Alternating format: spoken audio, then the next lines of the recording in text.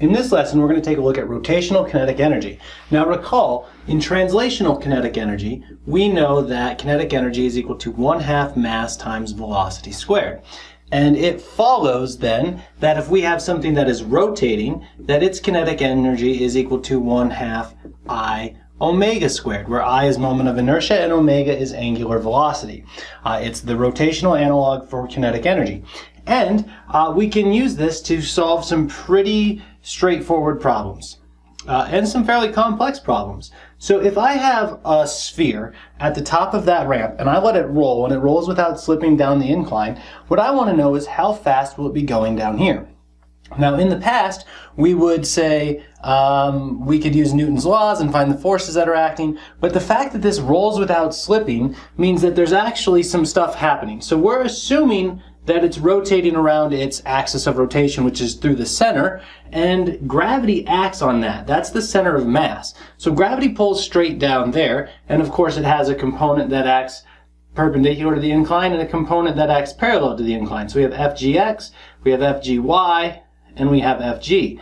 But none of those forces can cause a torque because they're on the axis of rotation. So they have no lever arm, right? Remember, torque is equal to force times lever arm, and if R equals 0, then the torque is equal to 0. So what actually occurs is there's another frictional force that acts right there, that's friction, that is actually causing the torque. It has a lever arm, and so we could use Newton's second law and say net force equals mass times acceleration, and we could find the velocity down there. But it's simpler to do this in terms of conservation of energy. Up at the top, we have potential energy. The potential energy is given by mgh, where h is the height of the incline. As this thing rolls down, this frictional force doesn't do work to change mechanical energy into thermal energy, but rather it does work to change potential energy into rotational kinetic energy.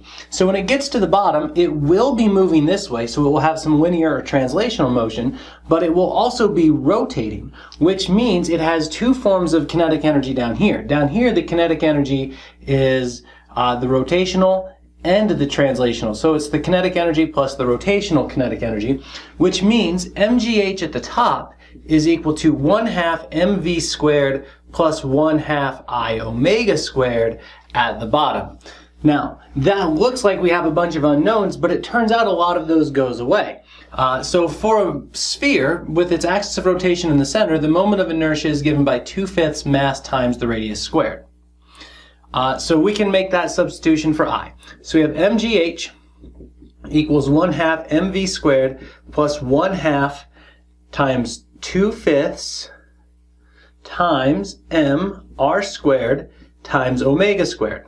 Now, right away we see that the mass is in every term, so it drops out. That's good. We don't like having to deal with mass. So the mass, just like before, doesn't affect things, how the rate at which things fall or move down inclines. So now I'm left with gh equals 1/2 v squared plus 1/2 of 2/5 is 1/5, and now I have r squared omega squared. Now I'm looking for the velocity at the bottom, so I don't really want this omega, and I've got that radius there. But remember, v equals omega r, which means I can divide both sides of this by r and get v over r is equal to omega. Which means if I square this side, I can square that side and get omega squared equals v squared over r. So if I make that substitution, I get gh equals 1/2 v squared plus 1/5 r squared times v squared over r squared. And we can see that the radius goes away. And so we get that gh equals 1/2 v squared plus 1/5 v squared. Now all I have to do is combine, and I get gh equals, so I'm going to go to a common denominator of 10, 5/10 plus 2/10 v squared.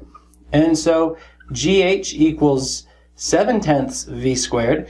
And so 10/7 times gh is equal to v squared, so square root both sides, and that's the velocity of this thing at the bottom. It's not just the square root of 2gh, which is what we would get if we were just looking at kinetic energy. It's actually a little bit less than that because not only is it moving linearly or translating, it is also rolling down the incline. And we didn't have to deal with the forces there at all. So the energy simplified that a little bit. Okay? So rotational kinetic energy, 1/2 I omega squared. And if we had a different shape besides a sphere, if we had a cylinder, then we'd use a different moment of inertia equation.